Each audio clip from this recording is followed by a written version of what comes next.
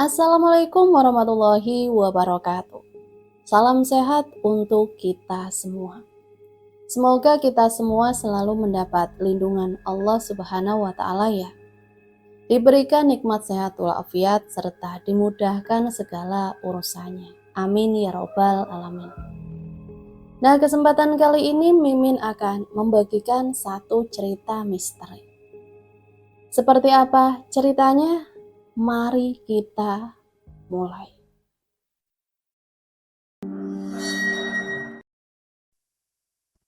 Masa-masa kuliah memang menyenangkan. Saat itu adalah masa di mana seseorang sedang berusaha menemukan jati dirinya. Ia bisa saja memposisikan diri sebagai mahasiswa terbaik. Namun kenyataan yang menentukan ia baik atau buruk adalah orang-orang sekitar. Mengejar nilai prestasi dalam dunia pendidikan memang perlu, tapi menciptakan seserawungan atau bergaul dengan baik dan akrab bersama masyarakat atau orang-orang sekitar jauh lebih penting. Saya sudah menentukan kelompok kalian. Setiap kelompok terdiri dari 7 orang. Ada satu kelompok yang cuma terdiri dari 5 orang saja. Karena memang nyisa 5 itu, kata Pak Firdaus, dosen metodologi penelitian di semester 5. Dosen metodologi penelitian di semester 5. Bacakan, Pak, saut seorang mahasiswi. Pak, aku sama siapa? Tanya mahasiswi lainnya. Aku jangan satu kelompok sama Randy ya, Pak. Mahasiswi yang lain ikut berceloteh. Aduh, dasar wanita. Ada yang bilang kalau wanita itu makhluk halus. Perasaannya sangat lembut, membuat mereka bertingkah halus. Hei, halus apa halu? Di sini para mahasiswi malah pada cerewet tuh. Tidak ada halus-halusnya. Dulu Pak Firdaus juga pernah mengajariku filsafat umum pada semester sebelumnya. Aku sudah sangat akrab dengan beliau, bahkan diangkatnya sebagai asisten dosen. Bukan untuk menggantikannya mengajar sih, tapi untuk menenteng tasnya, membawakan buku-bukunya, dan menyiapkan proyektor di kelasnya. Tenang, semua sudah saya atur, nggak ada yang boleh protes. Ada 5 kelompok yang akan saya sebar di beberapa desa untuk meneliti tradisi-tradisi dan kegiatan rutinan yang dilakukan oleh masyarakat desa setempat. Satya, kelompok kamu yang paling sedikit, cuma 5 orang. Kata Pak Firdaus. Oke Pak, nggak apa-apa. Oh ya Pak, kenapa terjun ke desa? Bukannya para senior dulu cuma muter-muter di perpus saja? Tanyaku. Pak Firdaus tersenyum. Ya, dulu senior kalian memang cuma praktek di perpustakaan. Bukan cuma muter-muter aja loh. Mereka juga belajar meneliti. Tapi kali ini saya ingin menaruh kalian di beberapa desa untuk melakukan penelitian. Bisa jadi bersambung sampai kalian KKN di semester 6. Jadi baik-baiklah pada penduduk desa. Ciptakan keamanan dan kenyamanan desa saat kalian di sana. Jawab Pak Firdaus. Kami pun menganggukkan kepala. Sedikit terkejut karena kami harus keluar dari kampus menuju kampung pedalaman. Dan terkejutku semakin bertambah ketika anggota kelompokku semuanya dari kaum Hawa. Hanya aku yang tercipta dari kaum Adam. Gegara Pak Firdaus membagi kelompoknya sesuai dengan urutan absen. Saat ini aku sedang menempuh kuliah pada semester 5. Semester yang meliputi masa transisi, yaitu peralihan dari masa kuliah yang suka main-main menuju ke masa kuliah yang benar-benar serius. Usai semester 5, kita dihadapkan oleh pekerjaan yang membutuhkan tenaga dan pikiran ekstra, juga ketebalan dompet untuk menghadapi penelitian sekaligus ujian skripsi nanti. Di semester ini juga kita sering dapat telepon dari rumah, menanyakan tentang pasangan, sudah dapat apa belum. Secara umurku sudah 3 tahun lebih tua dari usia yang seharusnya. Ini karena ulahku sendiri. Setelah lulus SMA, bukannya anteng di rumah, aku malah mendaki Gunung Batur di Bali bersama teman-teman dan mengakibatkan kecelakaan patah, hingga ku alami patah tulang, tangan dan kaki. Hal itu membuatku minder depresi, dan bersembunyi dari peredaran selama 3 tahun. Saat semua beban sudah pulih, aku pun bosan menjadi gelandangan rumahan, siap muncul ke permukaan. Aku berbicara pada ayah dan ibu, ingin melanjutkan studi di kampus. Mereka saling memandang, terkejut dan terharu. Alhamdulillah mereka sangat mendukungku, menyemangatiku hingga saat ini. Mungkin ini yang namanya tresno jalaran soko kulino. Kusanggah dagu dengan kepalan tangan, tidak habis pikir. Dulu, aku tak pernah suka sama cewek berjilbab, bonus kacamata model perpustakaan seperti itu. Tapi sekarang, setiap kutoleh ke belakang dan tak menemukannya, sudah pasti aku akan berdiri dan mencarinya. Ya, itu sih karena terpaksa. Pak Firdaus mengharuskanku mengikuti mata kuliah metodologi penelitian. Dan kali ini kami meneliti tentang fenomena masyarakat di sebuah desa dalam tradisi malam Jumat Kliwon. Aku tak bisa jauh-jauh darinya. Semua itu pasti ada sebabnya kan? Ya memang, kejadiannya 2 hari yang lalu. Sebuah peristiwa saat pertama kali menginjakan kaki di sini benar-benar membuatku tak boleh lengah sedikit pun. Dia dan teman-temannya diganggu oleh beberapa pemuda bangsat sampah masyarakat desa ini. Aku sebagai ketua kelompok tak bisa tinggal diam. Kulindungi anggotaku. Malah mereka tak terima. Baku hantam pun terjadi. Aku seorang diri dan mereka berempat. Bisa bayangkan aksiku. Jiwa liarku yang selama ini tidur, kini terbangun lagi. Mendapatkan mainan baru, aku pun bergerak dengan lincah dan gesit.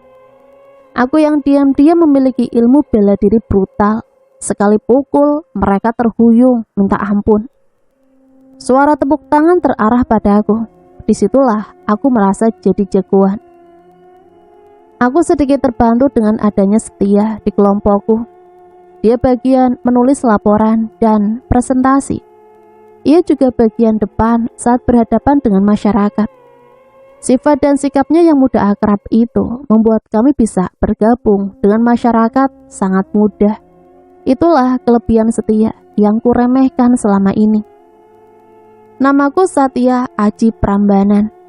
Nama Prambanan itu disematkan karena aku dulu lahir di pinggir jalan, sekitar Candi Prambanan, dalam perjalanan menuju rumah sakit. Dan Setia adalah nama kekasihku. Bukan, maaf. Setia Aryuhana adalah salah satu anggota kelompokku. Dulu aku sempat acuh padanya karena gayanya yang norak. Gadis perpus yang aku yakin kalian pasti memahami fashion mereka. Polos, topping kacamata. Kini rasa benci itu sedikit demi sedikit berubah menjadi rasa yang ketika jauh aku selalu mencarinya. Entah rasa apa gerangan, aku sendiri tak berani menerjemahkannya. Dia udah bikin laporan untuk kejadian hari ini? Tanyaku via WA. Sudah. Pelit banget sih jawabannya. Aku tersenyum. Beruntungnya aku bisa satu kelompok dengannya. Bukan berarti aku hanya ongkang-ongkang kaki dan memanfaatkannya saja. Tapi aku suka dengan sikapnya yang cekatan. Ia selalu terdepan. Sudah tidur? Tanyaku sedikit memaksa gengsiku. Belum. Jawabnya singkat. Yes. Aku pun bangun dari rebahan dan duduk dengan semangat. Lagi ngapain? Jam 12 kok belum tidur? Tanyaku penasaran. Ada deh. Duh nih orang perpus tapi kok bisa main-main juga? Dasar kencur. Aku jadi semakin penasaran. Tapi harus balas gimana lagi? Aku memikirkan balasan yang cocok hingga mentok. Tidak menemukan juga. Hele, gak ngurusin seliramu. Dia mematikan ponsel dan tidur. Pagi pun tiba, mentari memperlihatkan semburat kekuningan, menyebar kehangatan dan menina bubukan pengantin baru dalam pelukan. Aku sendiri lebih suka lari pagi, mengitari kampung, menyapa penduduk desa dan mengembangkan senyum di depan mereka. Hari ini adalah pagi kedua sejak kami tinggal di desa ini. Di jalan aku bertemu dengan seorang wanita parubaya, sedang berjalan sendirian, menggendong dedaunan yang cukup banyak. "Pagi, Bu," sapa aku, tak lupa senyum manis ku gelontorkan untuknya. "Pagi juga." Kulihat ia memikul dedaunan. "Sini, Bu, saya bantu bawakan." Ku tarik dedaunan tersebut dan berhasil pindah tangan. "Makasih ya, Nak, lewat sini, belok kanan." Ku ikuti langkahnya. "Ibu tinggal sendirian, anaknya nggak ada yang bantu?" Tanyaku memecah keheningan. "Ada, anak saya 3, tapi ya gitu. Semuanya memilih tinggal di kota, jadi saya ya sebatang kara." Duh, miris mendengarnya. Jadi teringat sama ibuku di sana. Ketika memasuki rumahnya, kulihat Setia telah lebih dulu membantu ibu ini. Aku sedikit terkejut. "Tia, sejak kapan kamu di sini? Anggota kelompok lainnya mana?" Tanyaku mengkhawatirkan yang lain. "Yang lain masih aman di rumah Bu Kades.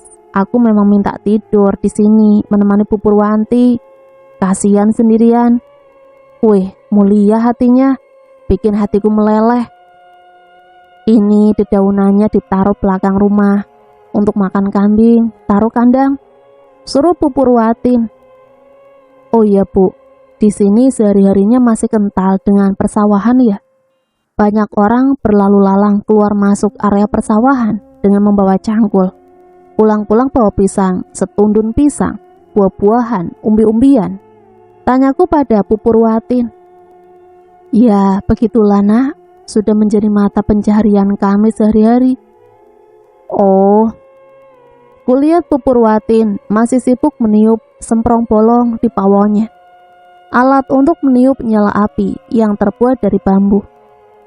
Ada kompor dan gas LPG tepung hijau. Kenapa juga masih pakai pawon? Padahal pertanyaanku belum terucap, tapi Setia sudah dulu menjawabnya. Bu Purwatin masih suka pakai pawon ketimbang pakai LPG. Katanya masakannya lebih enak. Ujar Setia dan aku cuma bisa mengangguk. "Bu, mau tanya boleh?" Agak ragu dengan ucapanku pada Bu Purwatin. "Mau tanya apa, Dek?"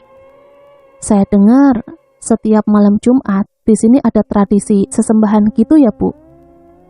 "Iya benar. Jadi setiap malam Jumat Kliwon, semua warga membawa banyak makanan untuk dibacakan doa dan dipersembahkan pada pohon besar sebagai ritual tolak balak di pohonnya. Kelihatan dari sini, otomatis selingukan menoleh ke arah pohon." "Oh ya, menurutmu gimana tentang persembahan untuk pohon besar? Itu kan termasuk perbuatan syirik. Kita datang ke sini mengetahui akan dosanya. Kita wajib mengingatkan mereka loh." Tanyaku pada Setia dengan agak berbisik. Bu Purwatin melirik kami, seakan risih dengan perbincangan kami. "Iyalah, kita wajib mengingatkan mereka. Makanya aku tidur di sini, ingin menggali informasi lebih dalam. Kenapa mereka berbuat seperti itu? Untuk apa? Sejak kapan? Semua sedang kuselidiki lewat Bu Purwatin." Dapat jawabannya. Dapat sih, tapi kurang memuaskan. Bu Purwatin dan para masyarakat hanya ikut-ikutan saja. "Bagaimana kalau kita tanyakan langsung pada kadesnya?" usulku. "Boleh juga, tapi aku takut ntar mereka malah benci sama kita dan kita diusir tanpa hasil." "Ya juga ya, jadi gimana menurutmu?" "Menurutku, kita ikuti saja kegiatan mereka. Kita cari kesalahan dan keganjalannya, baru kita bicarakan pada kades." Jawaban Setia membuatku terlihat semakin bodoh. Usiaku memang lebih tua 3 tahun darinya, tapi kedewasaannya dalam menghadapi masalah dan sikapnya yang selalu terlihat bijak bisa mengalahkanku. Aku jadi malu. Masa bodoh dengan ucapan Setia. Aku tak mau disebut banci. Bukan Satya namanya kalau cuma berpangku tangan menunggu keajaiban. Diam-diam aku pergi ke rumah Pak Kades. Di sana ada Firna, Novi, dan Karin. Mereka bertiga adalah anggota kelompokku. Mereka memang tinggal di sini selama penelitian berlangsung. Satya, ngapain kamu ke sini?" Sapa Firna. Ya pengen ngobrol aja sama Pak Kades.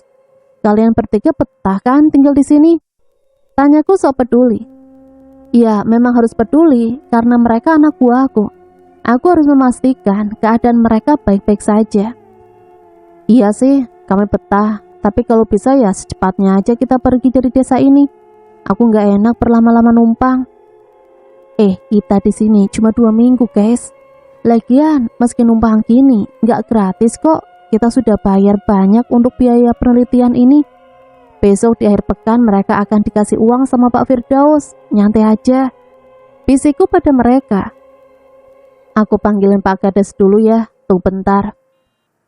Oke Nov, anak pintar. Habis ini dapat ranking 1. Pujiku pada Novi.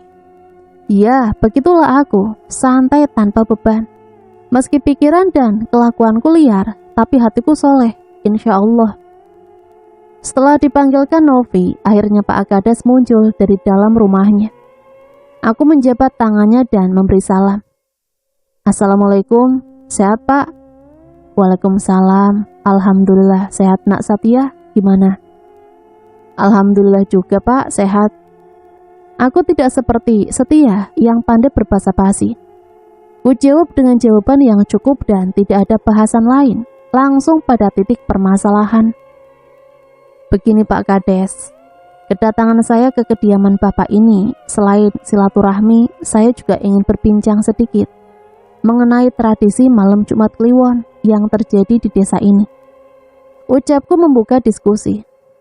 Oh iya, saya tahu.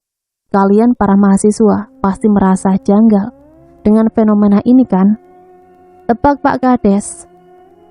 Bapak sendiri tahu kan, kita ini umat muslim, umat Islam. Wajib menyembah Allah dan tidak boleh menyekutukannya. Tapi saya lihat fenomena masyarakat di sini sudah terlampau jauh bermain-main dengan perbuatan syirik. Dosa besar lho Pak. Bapak sebagai kepala desa wajib menghentikannya. Aku berusaha menyadarkannya.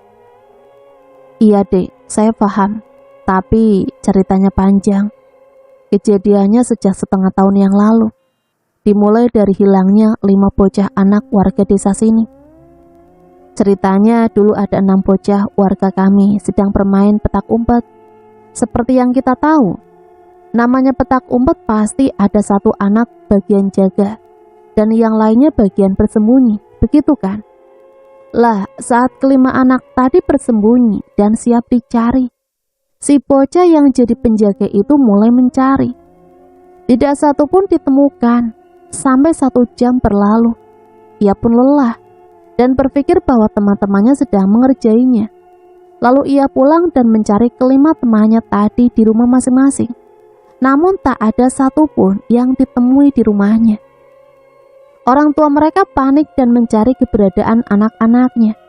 Namun sampai 2 hari tak ada satupun yang mengetahui keberadaan 5 bocah tersebut. Semua warga mulai ketakutan. Mereka menyembunyikan anak-anak mereka. Tidak berangkat sekolah dan tidak berangkat mengaji. Takut anak-anaknya akan hilang. Kami berdiskusi di balai desa, siap melaporkan pada polisi. Namun Pak Jais datang. Ia selaku tokoh masyarakat desa kami, melarang untuk lapor polisi. Kemudian seketika itu, dia mengucapkan mantra-mantra, memanggil bala tentaranya dari bangsa lelembut untuk menunjukkan keberadaan kelima anak tersebut. Katanya sebentar lagi akan ditemukan. Warga pun menunggu dengan cemas, dan benar saja. Pada malam kedua, mereka bertiga ditemukan di bawah pohon tepat mereka bermain kala itu. Ada secari kertas menempel di dada mereka, bertuliskan permintaan dan ancaman. Isinya begini: "Ku kembalikan anak-anak kalian. Sebagai gantinya, aku minta sesembahan, berbagai macam makanan setiap malam Jumat Kliwon di sini." Kata Pak Jais, kita harus menuruti apa yang diinginkan oleh para lelembut tersebut. Jadi sampai sekarang ritual itu masih berjalan.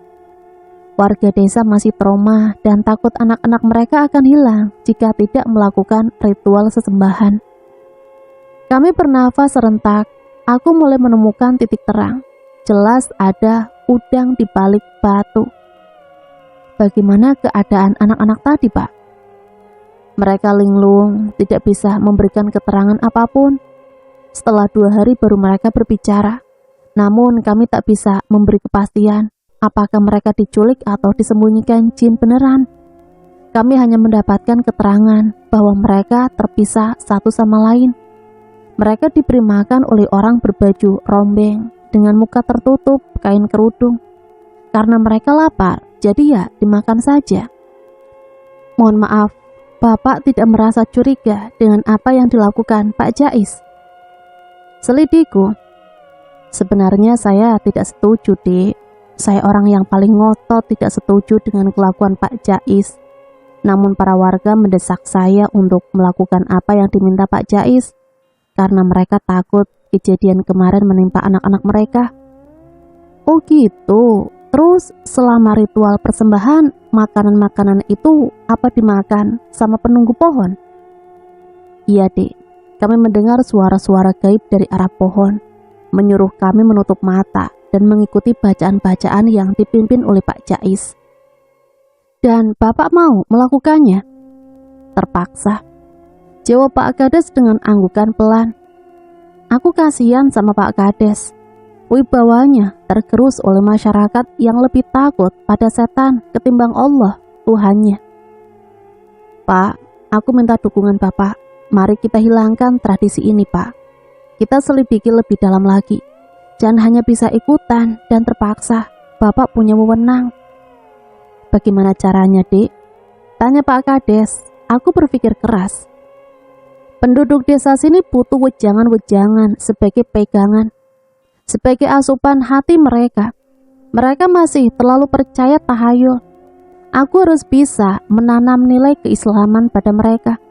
Pelan-pelan aku pasti bisa. Pak, bagaimana kalau kita adakan pengajian rutinan saben malam Jumat? Oh, boleh itu, Dik. Tapi saya di sini cuma 2 minggu, Pak. Terlalu sedikit waktunya. Bagaimana kalau setiap ba'da jamaah maghrib diisi kultum? Boleh, tapi pengetahuan keagamaan saya terlalu sedikit. Saya nggak berani mempertanggungjawabkan apa yang saya ucapkan, takut keliru. Baik, saya saja yang ngisi. Mulai nanti ya, Pak. Jenengan bilang dulu pada para jamaah untuk tidak bubar habis maghrib. Bisa diatur, Dik. Maghrib pun tiba. Pak Kades mengumumkan agar para jamaah sholat maghrib tidak buru-buru pulang dulu usai sholat. Akan aku kultum setiap hari sebagai bekal kita kelak di akhir kehidupan. Rupanya mantra Pak Kades sangat manjur. Para jamaah tidak langsung buyar setelah sholat. Mereka mendengarkanku. Semoga ada yang membekas di hati mereka. Setelah acara kultum bubar, ada seseorang mendekatiku, memperkenalkan diri, bertanya-tanya dan akhirnya mengutarakan maksudnya. Assalamualaikum Ustadz, saya Yuda, rumah saya di ujung desa ini. Dia panggil aku Ustadz, mataku berkaca-kaca. Seumur hidup, baru kali ini aku dipanggil Ustadz. Waalaikumsalam. Iya, Yuda, ada yang bisa aku bantu? Boleh saya cerita sedikit? Silahkan. Saya ini lulusan SMA. Dulu saya sekolah sambil mondok. Setelah lulus, ayah saya meminta agar saya ikut bergabung mengajar ilmu agama di musola. Dan alhamdulillah, musola selalu ramai. Banyak anak-anak tetangga yang mau ngaji ketika saya ikut mengajar. Namun suatu hari, ayah saya kedatangan orang.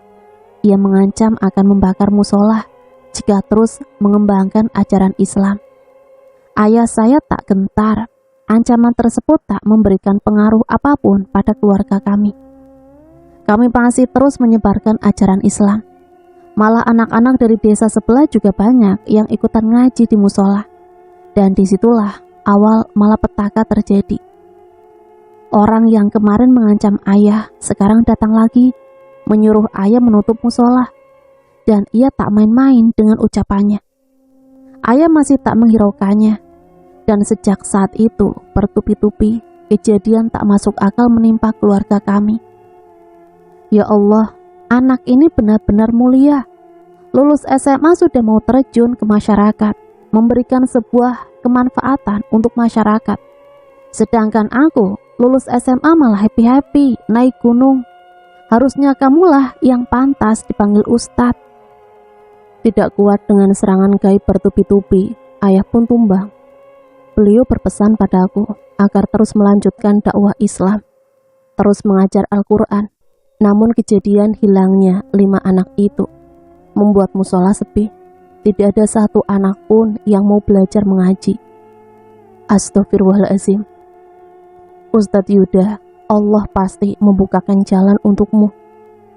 Kupastikan mulai besok sore akan ada anak-anak belajar mengaji lagi di tempatmu. Bolehkah aku ikut ke rumahmu? Tiba-tiba mulutku tak terkontrol. Ucapan itu meluncur dengan mudahnya. Sambil mataku menerawang betapa kejamnya orang yang mengirim hal gaib tersebut. Yuda mengajakku ke rumahnya.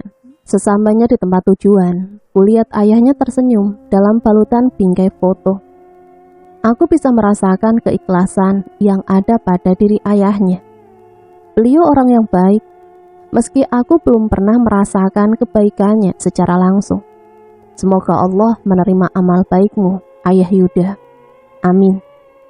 Di depan sana musolahnya. Yuda menunjukkan dengan jempolnya. Meja-meja itu tersusun rapi sejak setengah tahun yang lalu. Tak berdebu, sepertinya Yuda rajin membersihkannya.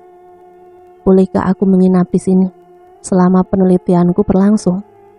Oh, saya dan ibu pasti akan senang.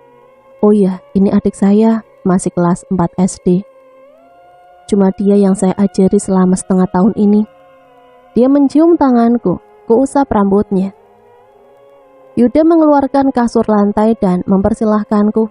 Aku pun duduk di lesehan bersama mereka. Aku berpikir sejenak, bagaimana caranya menggiring anak-anak agar mau mengaji lagi. Tiba-tiba aku teringat Setia. Dia melakukan pendampingan langsung kepada Bu Parwatin. Tidak ada salahnya kalau aku juga meniru metodenya. Tak bisa dipungkiri, Setia memang selalu menginspirasi. Ku kirim pesan pada WA grupku. Ku ajak mereka belusukan ke rumah para penduduk. Door to door. Semoga niat baik ini dipermudah oleh Allah. Teman-teman, besok kita jalan ke rumah penduduk ya. Kita ajak anak-anak ngaji. Belajar bareng di musola Az-Zikrah. Ntar kita ikutan ngajar di sana. Setuju, jawab Novi. Kita jalan jam berapa? Mulai dari mana? Tanya Firman. Sesuai jadwal kita berlima sudah berkumpul di rumah Pak Kades meminta pendapat. Pak, kedatangan kami ke sini ini mau minta izin dan pendapat Bapak. Kita mau belusukan door to door, mengajak anak-anak warga untuk mulai aktif mengaji dan belajar bareng di musola. Menurut Pak Kades bagaimana? Ya Allah, Alhamdulillah. Saya ini benar-benar sedih merasakan suasana desa yang semakin lama semakin terasa suram ini. Saya pernah mengumpulkan warga, mengajak anak-anak mereka untuk kembali mengaji, dan sebagian warga juga menyanggupi akan mengantarkan anak-anaknya berangkat ngaji. Tapi, lagi-lagi ada kendala yang sama. Pak Jais tidak setuju. Dia menolak ajakan saya, dan ucapannya berhasil menghipnotis para warga. Mereka pun mundur lagi. Tak mau kehilangan anak mereka. Aku pasrah. Aku selalu berdoa pada Allah agar ditunjukkan jalan keluarnya. Mohon maaf Pak. Bapak sepertinya takut dengan Pak Jais. Tanyaku berselidik. Di desa ini siapa yang tidak takut dengan Pak Jais? Ada satu orang dulu, kami sangat segan padanya. Kami menganggapnya sebagai seorang kiai, ahli agama, dan sesepuh desa. Namun lagi-lagi Pak Jais mengancamnya agar tidak mengembangkan ajaran Islam. Karena tidak mempedulikannya, maka kiai tersebut mengidap penyakit aneh hingga wafat. Kami semua bersedih, namun apalah daya kami. Jawab Pak Kades sembari matanya melirik ke kanan dan kiri, seakan takut ucapannya terdengar Pak Jais. Ayahnya Yuda, maksud Bapak? Pak Kades mengangguk. Setan alas. Aku jadi penasaran dengan si Jais yang tak mengenal Tuhan ini. Kamu jangan terlalu gegabah, Nak Satya. Pak Jais tidak segan dan tidak sungkan pada siapapun. Dulu juga pernah ada seorang pengembara. Ia ingin menegakkan Islam di sini. Namun langkahnya terhenti oleh Pak Kades. Tak berani meneruskan. Oleh Pak Jais lagi, tebaku, dan Pak Kades mengangguk pelan. Tapi aku tak mau menuduh, tidak ada bukti yang jelas. Namun pengembara tersebut menderita penyakit langka. Persis seperti yang dialami ayahnya Yuda, hingga ia tewas di desa ini. Bedebah, dukun santet, gedal gesit, dasar gendruwo, umpatku dalam hati.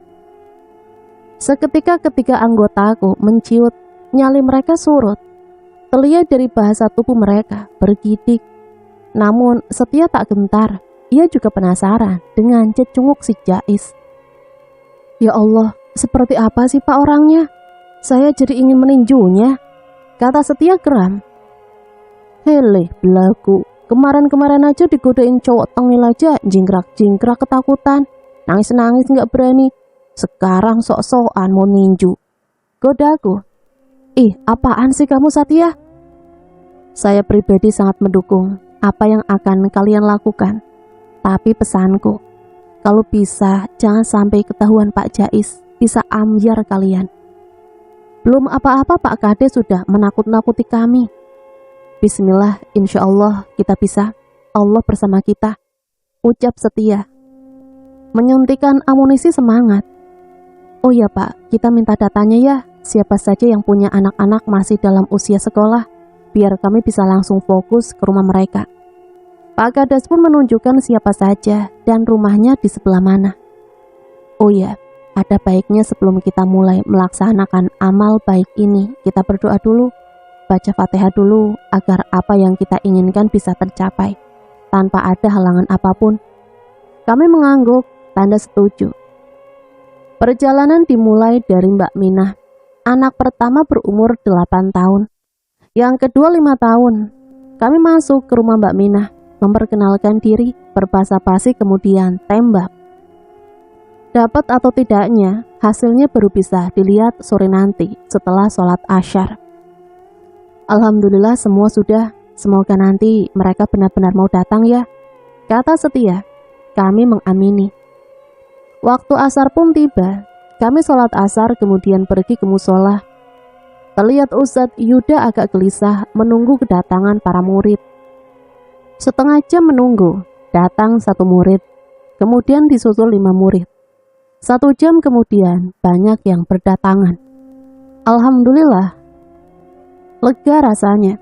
Lega bisa bikin kepercayaan diri Yuda kembali. Dan lega rasanya usaha kami berhasil. Kami pun membagi mereka menjadi 3 kelas dan mengajar mereka dengan sukacita.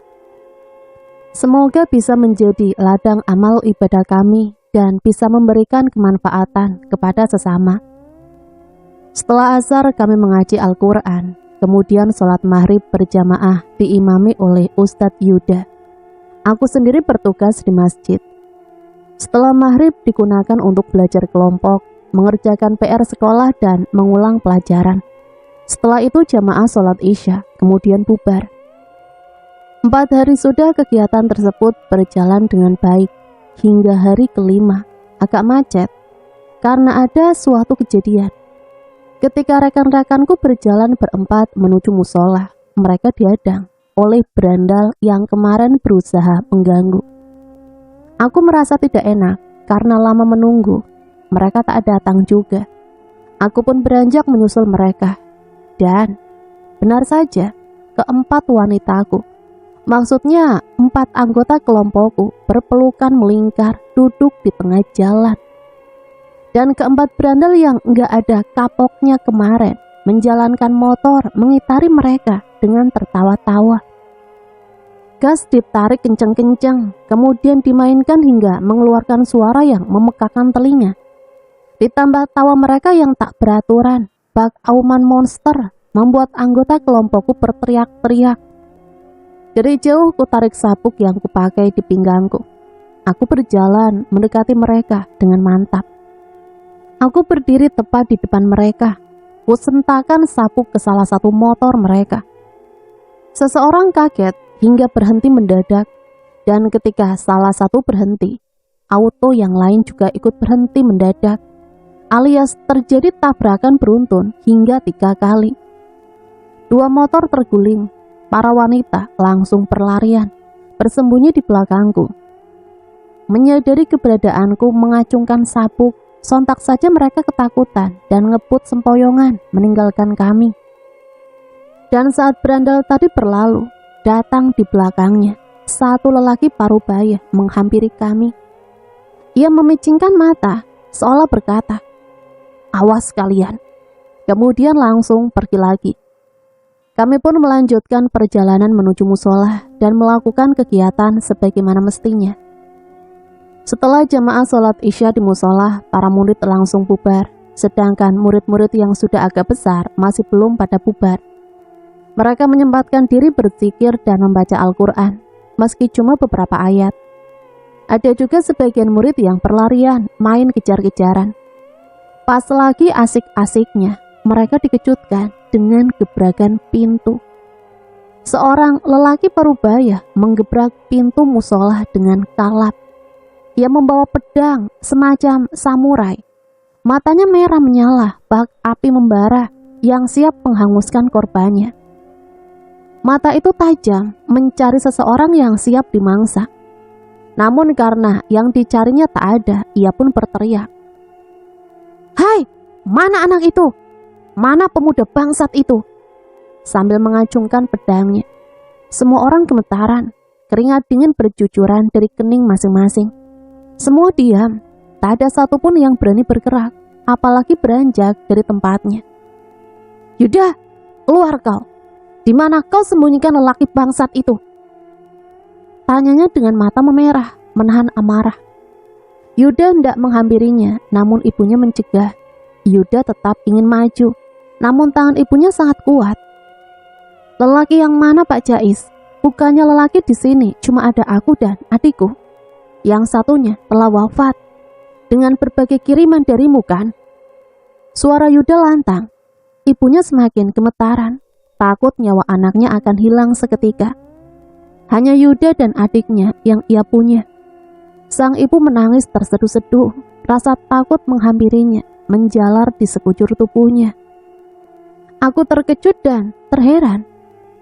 Lelaki parubaya itu adalah orang yang sama dengan yang tadi memicingkan mata saat kulibas berandalan tadi. Baru kusadari, aku terlibat kasus yang diwanti-wanti Pak Kades kemarin lusa. Terngiang jelas kata-kata Pak Kades, "Jangan sampai Pak Jais tahu apa yang kalian lakukan, bisa ambyar kalian." Tiba-tiba hatiku berdebar, rasa takut menghampiriku, namun masih bisa aku kendalikan. Benarkah malam ini aku akan mati? Suasana semakin mencekam. Oh, jadi ini yang namanya Pak Jais. Nyaliku sedikit menciut, namun ketika aku mendengar teriakan Yuda yang begitu lantang, ku beranikan diri muncul. Aku bisa menghadapinya. Seandainya aku ditakdirkan mati, maka aku yakin matiku husnul khotimah. Karena aku dalam keadaan berjuang menegakkan agama Islam. Bismillah. "Aku di sini Pak Jais. Apa kau mencariku?" Ku atur suaraku sesantai mungkin. Aku siap menghadapi bajingan tengik macam ini. "Berdebah kau, berani kau melukai anakku!" Teriaknya sambil mengacungkan pedang seakan siap membantaiku. "Oh, jadi berandalan tadi anakmu? Pantas, bapak dan anak kelakuannya sama. Pak Jais, sadarlah. Hidup dan mati itu Allah yang mengatur, jadi jangan sombong. Bertobatlah Pak Jais." Ucapku menyadarkannya, namun langsung dibalas dengan tebasan samurai. Untung aku memiliki ilmu bela diri.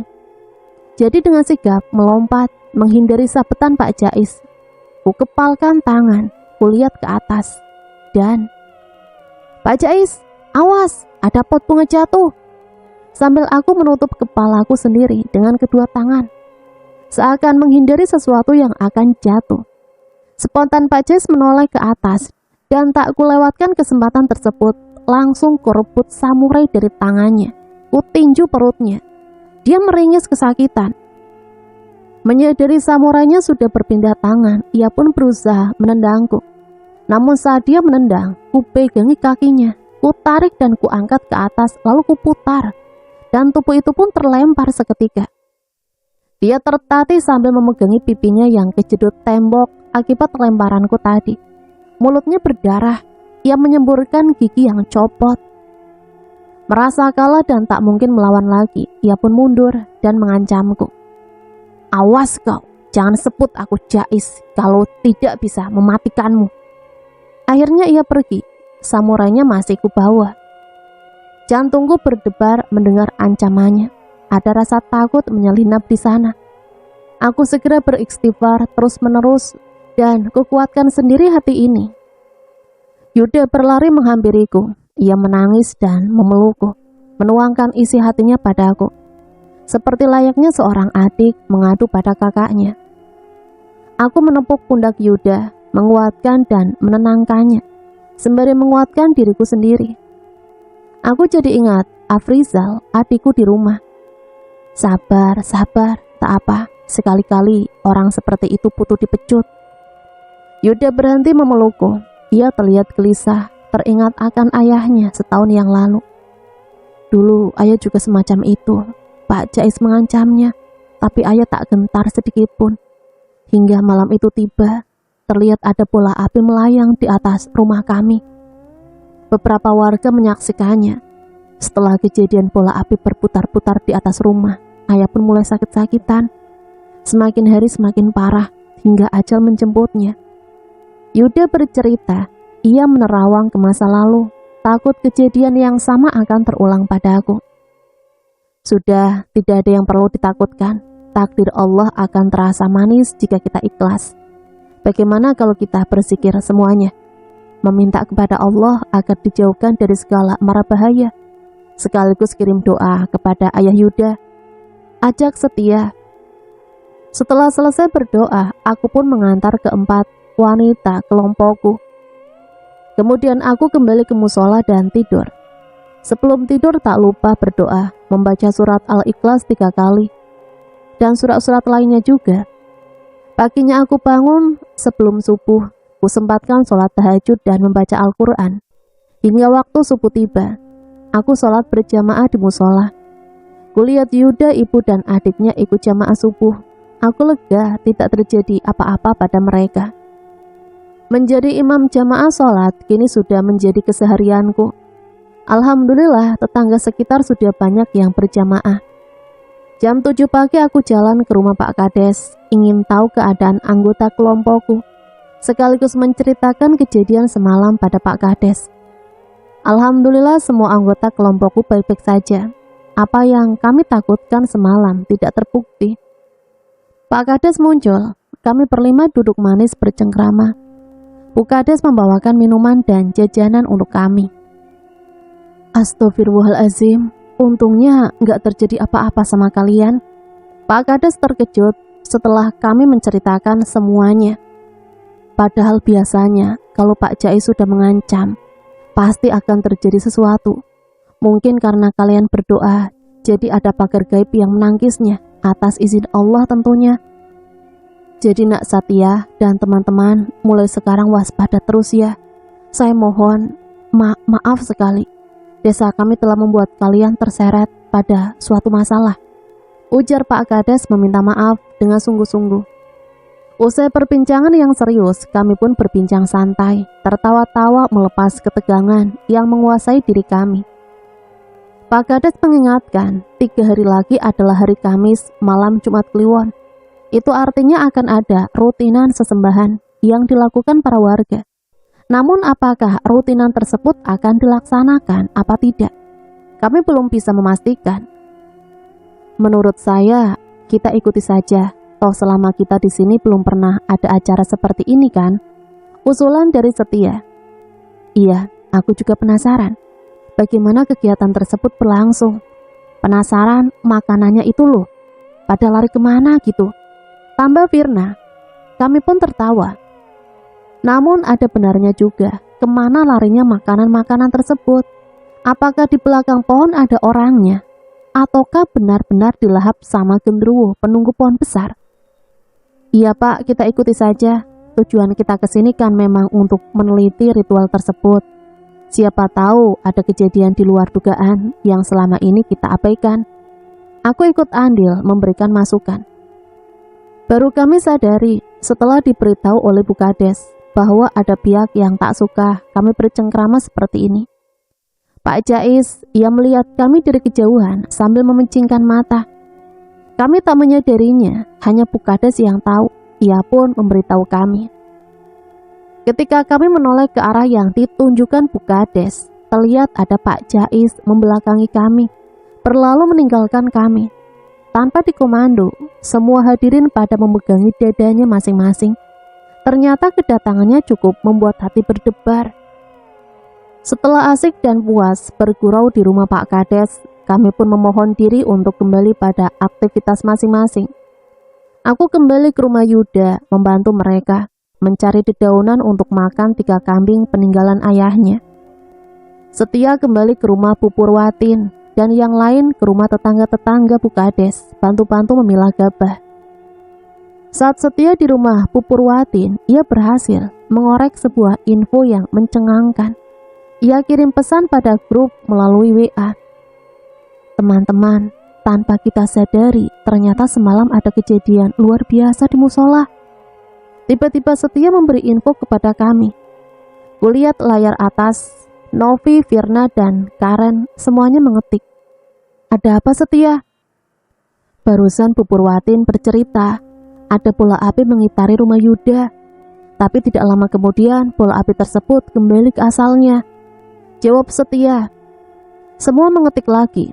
Aku hanya tersenyum lebar melihat antusias mereka. Kemudian Bu Purwatin bertanya, apakah salah satu dari kita atau Yuda dan keluarganya ada yang merasa sakit? Aku jawab nggak ada. Terus Bu Purwatin menjawab, jangan-jangan kirimannya gagal. Kalau gagal bisa-bisa kembali pada pengirimnya.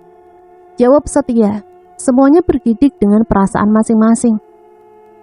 Tapi tadi pagi Pak Jais masih nengokin kita tuh, balas Novi. Iya betul. Kalau tidak kembali pada Pak Jais berarti nyasar ke anak atau istrinya dong. Bisa jadi. Begitulah hari-hari kami yang penuh drama. Ada saat menegangkan di mana kami dikejutkan oleh ulah Pak Jais dan anaknya. Dan ada pula saat melegakan ketika kami lolos dari mara bahaya. Pokoknya ada saja, benar-benar petualangan yang menyenangkan. Setelah membantu keluarga Yuda, aku iseng apel ke rumah Bu Purwatin, cari info tentang cerita Setia di WA grup. Kulihat rumahnya sepi, hanya ada Bu Purwatin di depan, mengupas sesuatu, semacam petai, tapi bentuknya sekecil kacang karo. Sehat Bu? Nak bagus. Alhamdulillah sehat. Sini duduk samping saya, temani ngupas cireng. Aku mengernyit. Bu Purwatin amnesia kayaknya. Saya Satya Bu, bukan Bagus, ucapku sambil membetulkan dingklek tempat duduk di sampingnya. Lucu sampean ini. Nak Bagus itu berarti cah ganteng, bukan untuk panggilan namamu. Aku tahu kalau namamu Satya. Kami pun tertawa renyah. Ku bantu mengupas dedaunan yang berbuah itu sambil bertanya-tanya. Bu, Setia mana? Kok sendirian? Tanyaku basa-basi. Dia nyuci baju di rumah Bu Kades. Oh iya, kata Setia, ibu kemarin lihat bola api mengitari rumah Yuda. Benarkah Bu? Bu Purwatin mengangguk. Ia bercerita, kalau diam-diam Bu Purwatin mencari tahu kebenarannya. Ia penasaran, benarkah bidikan Pak Jais salah sasaran? Kalau memang benar, berarti riwayat Pak Jais tak akan lama lagi, karena sudah ada yang menandingi. Terus kira-kira siapa yang sakit sekarang ini? Bu Purwatin berjalan ke arah rumah Pak Jais. Ketika sepi, ia berjinjit dan mengendap-endap, persis seperti maling yang takut aksinya ketahuan. Namun ketika ada orang, ia agak menjauh dari rumah itu dengan berpura-pura seolah tak melakukan apa-apa. Melihat tingkah keseharian Bu Purwatin yang lincah itu, aku bisa membayangkannya dengan jelas. Bagaimana ia jalan berjinjit dengan hati-hati. Dan benar saja, tidak lama kemudian, Pak, anak kita muntah darah. Terdengar suara perempuan menjerit. Oh, berarti nyasar ke Mumun, anak perempuannya, ujar Bu Parwatin. Bu Parwatin berlalu dengan perasaan lega. Setelah rasa penasarannya terobati, namun ketika satu langkah beranjak meninggalkan rumah Pak Jais, ada tangan yang menyentuh pundaknya. Bu Parwatin terkejut dan menoleh. Pak Jais, bukannya dia tadi ada di dalam mengambilkan air minum untuk anaknya? Pak Jais. Parwatin, apa benar kau kesini untuk menguping? Kata Pak Jais dengan nada tinggi. Pak Jais tahu rupanya. Saya kesini mau pinjam cetakan kue, Pak, tapi saya urungkan. Kelihatannya Yumona lagi repot. Bu Parwatin beralasan. Dengarkan ya. Bilang pada bocah-bocah tengik yang datang ke rumahmu kemarin. Bilang pada mereka, jangan coba-coba menghentikan ritual yang ada di desa ini. Dan jangan lagi mengajak orang-orang untuk ngaji, kalau tidak ingin nyawanya melayang. Bentak Pak Jais. Bu Parwatin berlalu sambil kepala nunduk-nunduk. Bocah tengik itu siapa, Bu? Tanyaku menggodanya. Ya kamulah, setia sama bala-balamu itu. Hati-hati kamu. Pak Jais tak akan tinggal diam sampai ia mendapatkan mangsanya hancur berkeping-keping. Jawab Bu Parwatin. Aku terkejut, sedikit takut, cuma sedikit saja sih. Asar pun tiba. Usai sholat aku menjemput para bidadari di rumah Pak Kades. Kulihat dari kejauhan ada 4 cecunguk memainkan motornya. Isengku muncul. Woi! Iseng ku panggil mereka, ku acungkan jari telunjuk pada mereka. Kemudian ku arahkan di depan leherku. Aku berlagak menggorok leherku dengan tangan. Tahu kan artinya? Woi, keparat! Kalian, kalau berani kemari, matilah kalian. Tanpa disuruh mereka langsung melengos kabur. Berandal deso kok mau lawan berandal profesional. Tawaku dalam hati. Setelah mengajar ngaji, aku meluncur ke masjid. Jamaah maghrib dan kultum. Kuperhatikan warga dengan seksama. Aku bersyukur, perubahan besar sangat nampak pada mereka. Yang awalnya setelah sholat langsung ngibrit pulang, sekarang suka berzikir dan membaca Al-Quran. Semakin hari semakin banyak yang sholat berjamaah, mereka juga mulai sering bersedekah. Terbukti kemarin kami menerima hasil tanam yang cukup banyak dari orang tua yang anak-anaknya kami ajar. Itu artinya kultum yang kusampaikan membekas di hati mereka. Setelah maghrib aku kembali ke musola, membimbing anak-anak belajar, kemudian berjamaah Isya. Usai sholat Isya, para murid kecil pada pulang. Tersisa murid-murid SMA. Mereka masih asik membuka buku dan ada juga yang lagi main kejar-kejaran. Kang Satya, kita beristighosah lagi yuk. Saya merasa aman dan tenang setelah doa bersama kemarin. Kalau kita membentengi diri dengan istighosahan terus gimana? Pinta Ibu Yuda dan semua setuju. Jadi istighosah kini menjadi rutinitas kami setiap Isya. Tak dipungkiri, ternyata kedatangan Pak Jais kemarin membawa kebaikan. Kami jadi semakin berusaha mendekat kepada Allah. Ya, meskipun diawali dengan rasa takut. Malam telah berlalu, aku sengaja membentangkan tikar dan tidur di luar musola, sambil membaca buku-buku tentang ilmu, iman, dan Islam. Kulirik jam menunjukkan pukul 12 malam, waktunya tidur, mau pindah ke dalam. Saat menggulung tikar, kulihat ke atas dan, ya Allah, pemandangan yang luar biasa. Baru ku ketahui dengan mata kepalaku sendiri. Sebuah bola api menari-nari, melayang indah di atas kepalaku. Astagfirullahaladzim. Keringat dingin mengucur di keningku. Spontan aku komat kamit bak dukun membaca mantranya. Ayat kursi, Al-Fatihah, Al-Ikhlas, dan doa-doa yang lain juga tak luput dari bibirku. Perlahan api tersebut kembali, kuikuti larinya hingga membentur sebuah rumah. Dan seketika terdengar suara jeritan perempuan. Aku tak berani melanjutkan langkahku. Nyaliku menciut untuk urusan yang gaib-gaib begitu. Gak bisa diajak berantem soalnya. Dan akhirnya ku kembalikan dengan perasaan yang tak pasti.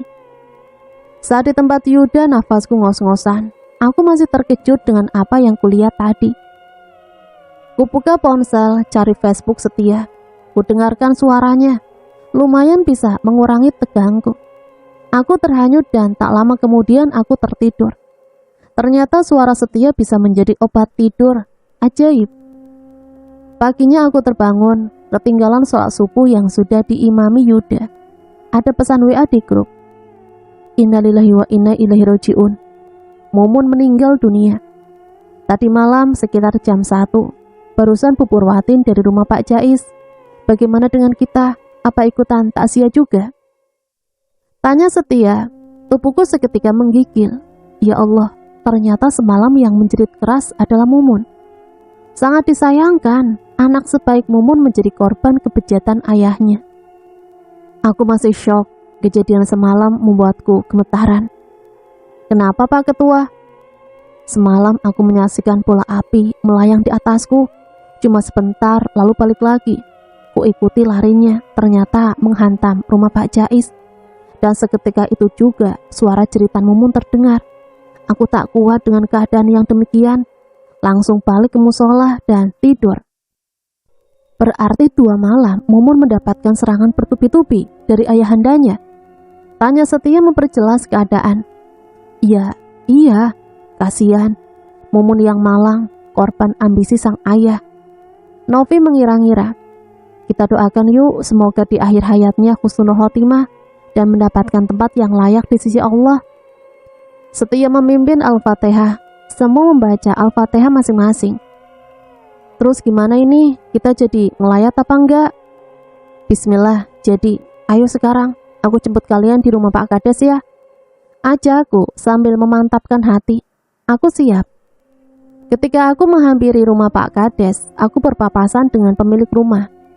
Kusapa dan kuceritakan tentang kejadian semalam.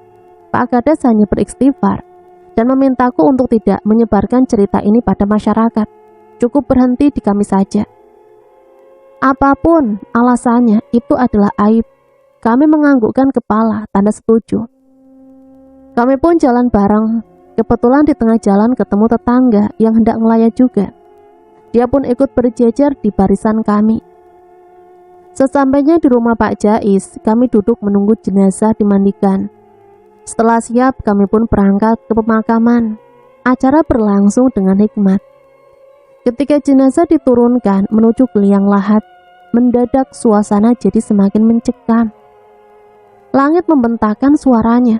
Guntur menggelegar dan kilat menyambar. Seakan sang jenazah ingin mengajak teman untuk dibawanya pergi bersama ke alam kematian. Awan menghitam dan angin berhembus kencang hingga satu pohon di sekitar pemakaman tumbang. Tiada seorang pun yang tidak merasa takut.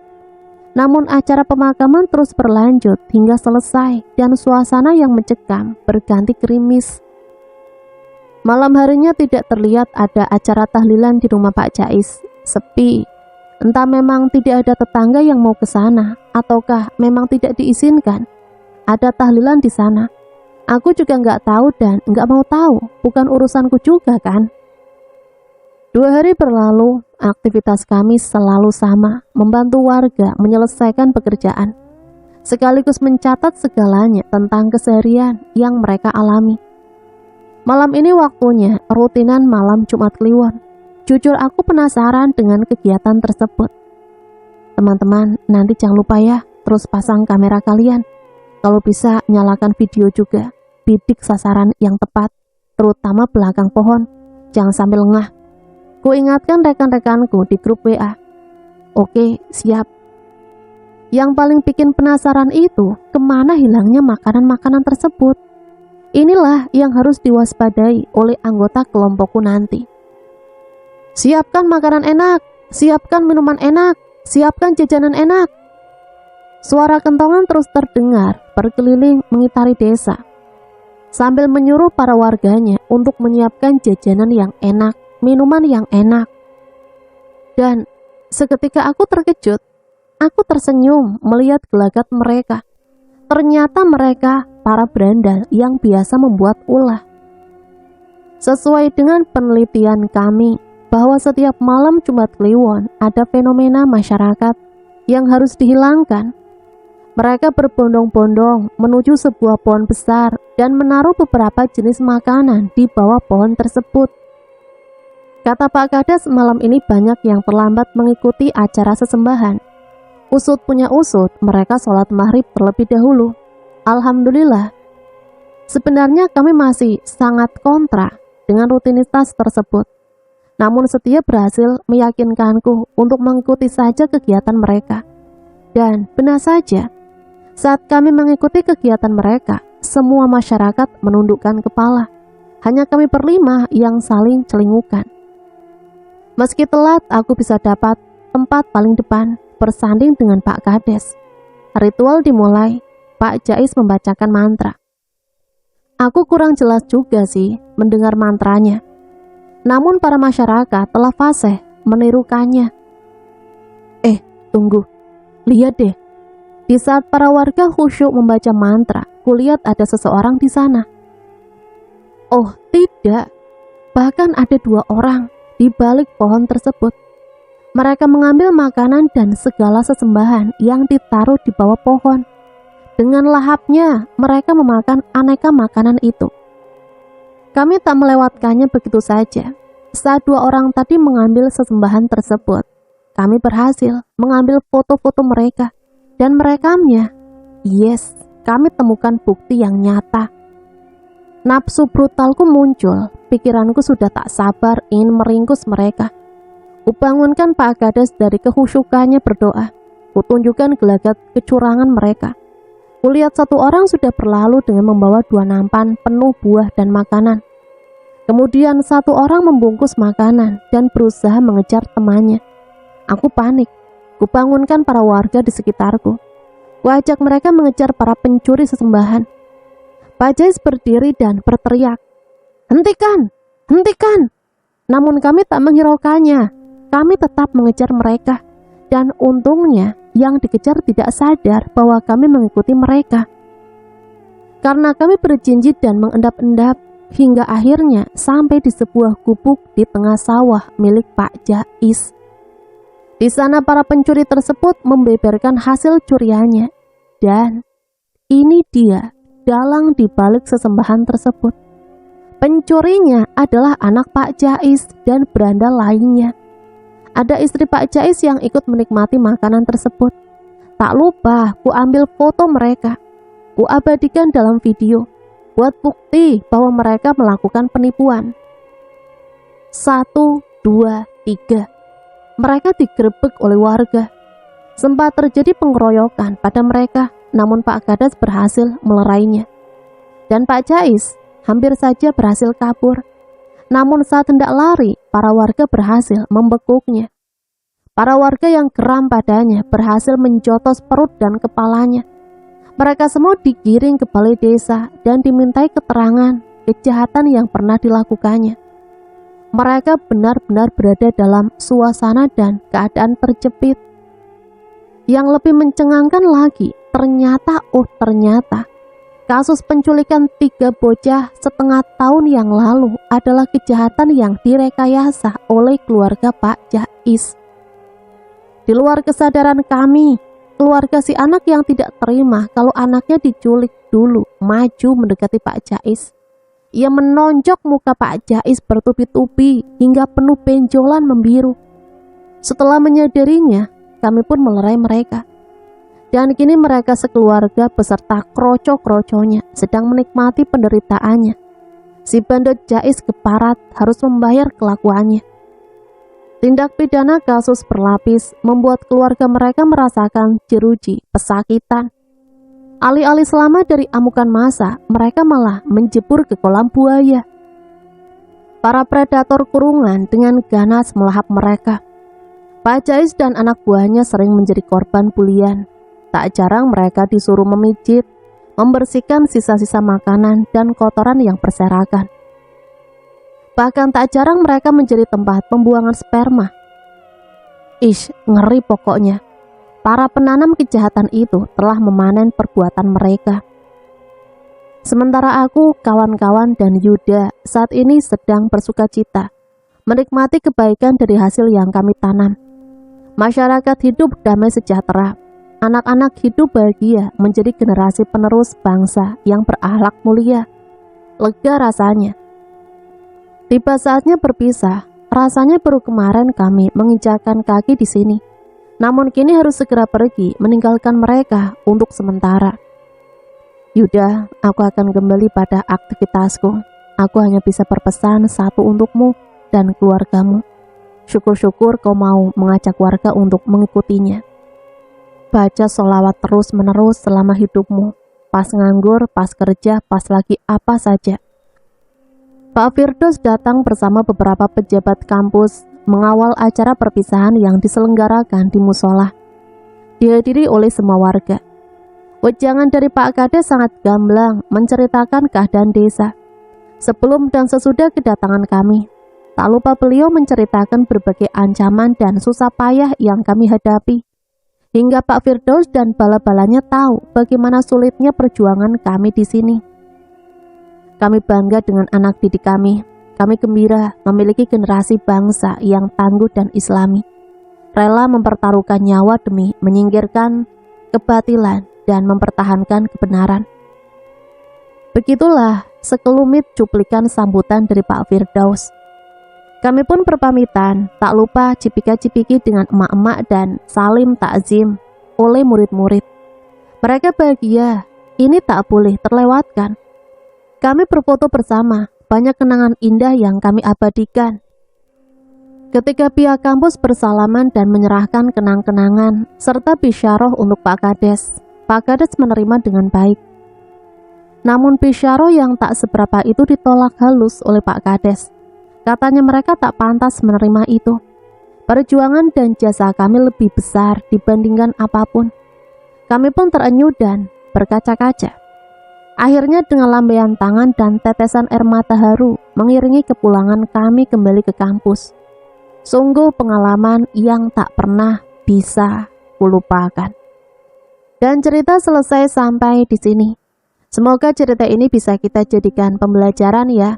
Ambil positif dan buang negatifnya. Sampai di sini saya pamit undur diri. Mohon maaf apabila banyak salah kata. Sampai berjumpa kembali di cerita-cerita selanjutnya. Matur suwun. Wassalamualaikum warahmatullahi wabarakatuh.